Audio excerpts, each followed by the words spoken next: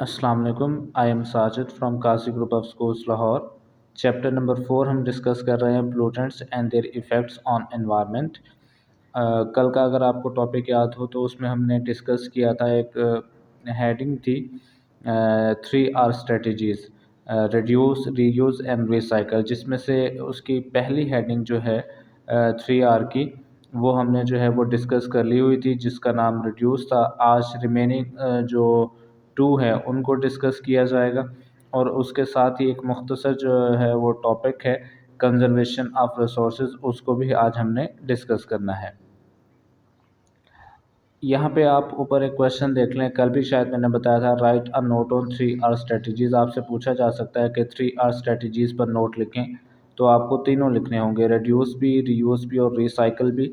वैसे सेपरेट जो है आपसे ये शॉर्ट क्वेश्चन भी पूछा जा सकता है कि define recycle, define reuse and define reduce. तो इस तरह से भी आपसे पूछा जा सकता है, या what is reuse, what is recycle, इस तरह से आपसे पूछा जा सकता है। खैर, आज सेकंड हेडिंग हमने पढ़नी है 3R की, reuse. We can reuse material in their original form instead of throwing them away. कहते हैं जो भी आपके पास मटेरियल है, पहले कोशिश करें कि एक बार इस्तेमाल कर कर आप उसको जो है दोबारा इस्तेमाल करने की कोशिश करें। ये नहीं है कि एक दफ़ा आपने इस्तेमाल किया और उस चीज़ को जो है वो फिर फेंक दिया। इसका सलूशन ये है कि आप डिस्पोजेबल चीज़ें जो हैं वो कम इस्तेमाल करें। जो परमानेंट हमारे पास चीज़ें मौजूद होती हैं, अब वो चीज़ें इस्तेमाल करनी चाहिए जिनको आप बार-बार जो है वो इस्तेमाल कर सकें। अगेन एंड अगेन आप उसको इस्तेमाल कर सकें, इसे कहा जाता है रीयूज़। जब आप चीज़ों को दोबारा इस्तेमाल करेंगे, तो आपको न्यू चीज़ें जो हैं वो बाय नहीं करना पड़ेंगी। अगर आप बाय नहीं करेंगे तो आपके एक तो पैसे बचेंगे, दूसरा उस चीज़ की मार्केट में डिमांड कम होगी तो उसकी मैन्युफैक्चरिंग कम होगी। मैन्युफैक्चरिंग कम होने का मतलब है कि हमारे जो रिसोर्सेज़ हैं वो कम इस्तेमाल होंगे। तो ये जो है वो बेहतर तरीका है सेविंग द अर्थ, उसी से रिलेटेड है ये। अच्छा जी, पहला पॉइंट देखें, पिंक कलर का लेफ़्ट तरफ, people can buy washable cotton diapers rather than buying disposable diapers. Diapers वही जो आपने सुना होगा, पैम्पर्स को कहते हैं। ऐसे डायपर जो है वो इस्तेमाल करने चाहिए जो वॉशेबल हो, मतलब आप उनको वॉश करके 2, 3, 4, 5 मरतबा आप उनको इस्तेमाल कर सकते हो, बजाय इसके कि डिस्पोजेबल डायपर जो है वो यूज़ किए जाते हैं, और मोस्टली वही यूज़ किए जाते हैं डिस्पोजेबल। एक दफ़ा यूज़ किया और उसको थ्रो कर दिया, अब वो ख़त्म हो गया, वो डिस्कार्ड कर दिया, वो वेस्ट हो गया, अब नया डायपर ख़रीदना है, फिर नया, फिर नया।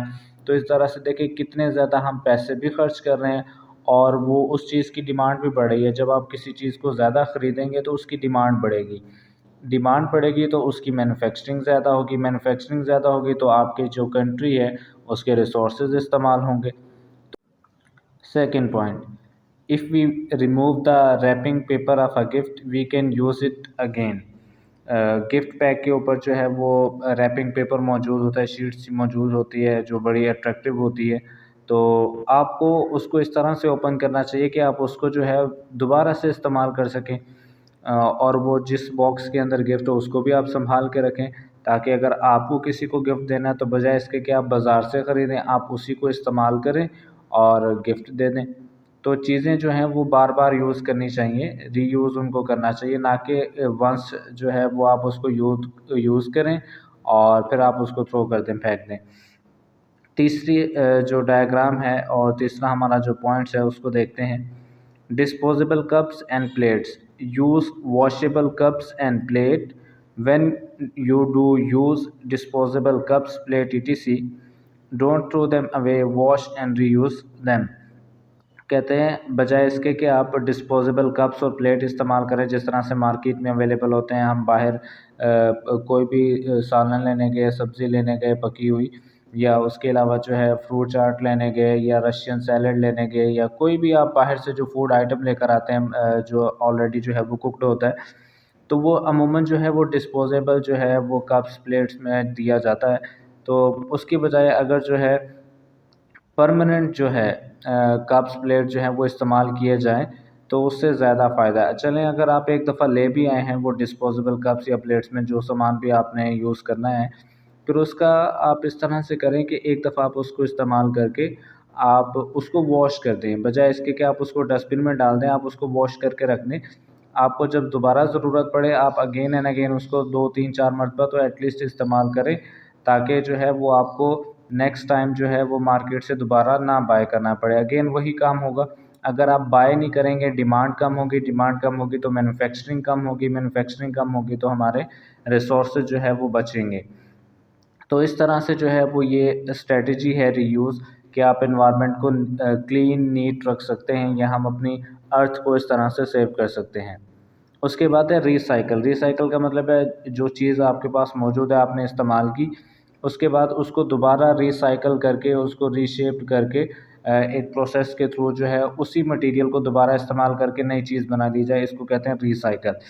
रीसाइक्लिंग से क्या होता है, एक तो पैसे बचते हैं, दूसरा जो है एनर्जी से मुराद वो जो हमारे फॉसिल फ्यूल उसमें बर्न होना है, उसको बनाते हुए कोयला है, लकड़ी है, गैस है, पेट्रोल, डीज़ल जो भी है वो सारे हमारे पास बचेंगे अगर आप चीज़ों को दोबारा रीसाइकिल करेंगे, क्योंकि आपको नए सिरे से नहीं बनाना पड़ेगा। उसके इसी में जो है आपको 3 डायग्राम्स नज़र आ रही हैं, इसको हम वन बाय वन करके डिस्कस करते हैं। रीसाइकिल रीड करने लगा हूँ मैं। Another way to save resources is to recycle. Recycling means to treat something which can be used again.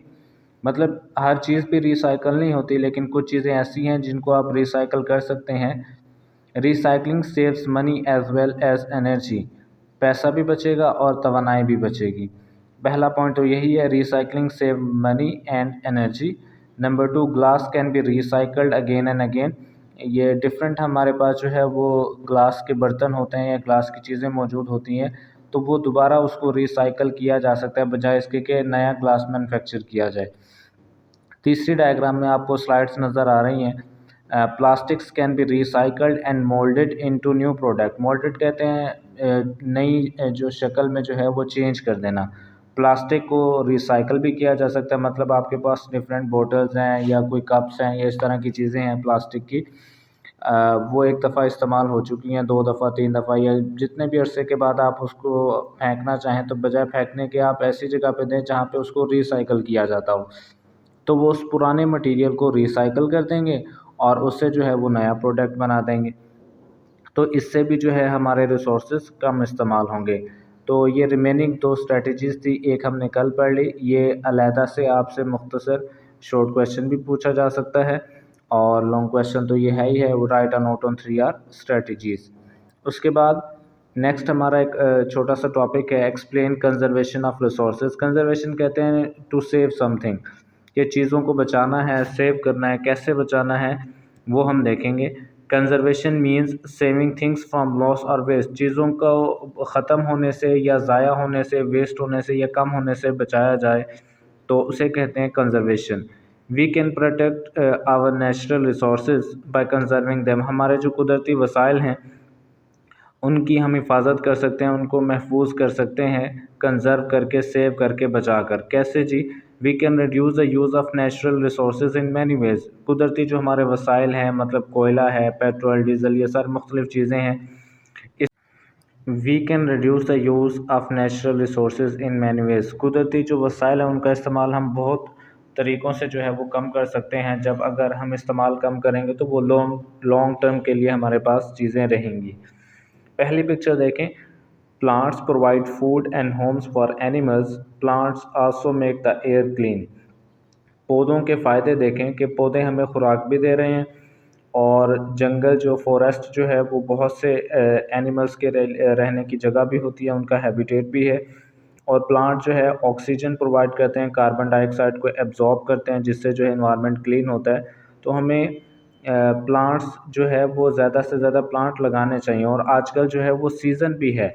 आप सब लोगों को ये एक्टिविटी करनी चाहिए कि एटलीस्ट 2 to 3 जो है आपके पास प्लांट जो हैं वो आपको लगाने चाहिए। आपने गार्डन में लगाने, किसी फील्ड में लगा लें, घर के बाहर लगा लें अगर जगह अवेलेबल है। और 15 जुलाई से 15 अगस्त तक जो है वो बेस्ट जो है वो आजकल सीज़न है प्लांट्स लगाने का, तो आपको प्लांट लगाने चाहिए। इसके मुख्तलिफ़ फ़ायदे भी हैं। उसके बाद नंबर 2 देखें, turn off taps when not needed. जो टैप है उसको आपको ऑफ़ कर देना चाहिए जब आप पानी इस्तेमाल नहीं कर रहे। बाज़ दफ़ा हम जो है वो टैप पानी इस्तेमाल करके टैप को सही तरह से बंद नहीं करते, हम चले जाते हैं और पानी थोड़ा-थोड़ा सा जो है वहाँ से लीक होता रहता है, जिससे बहुत ज़्यादा जो है वो हमारा, आपको तो वो कम लगता है, लेकिन अगर हर घर में हर जगह पे इसी तरह से हो रहा हो तो अंदाज़ा करें कितने ज़्यादा जो है वो पानी का वेस्ट हो रहा है। और हमें तो पानी को बचाना चाहिए, हमारे पास पहले ही पानी के वसाइल कम हैं। और ये हमारी ज़िम्मेदारी भी है कि हम जो कुदरती वसाइल हैं उनको बचा कर रखें अपनी आने वाली नेक्स्ट जनरेशन के लिए। नंबर 3 डायग्राम देखें आप।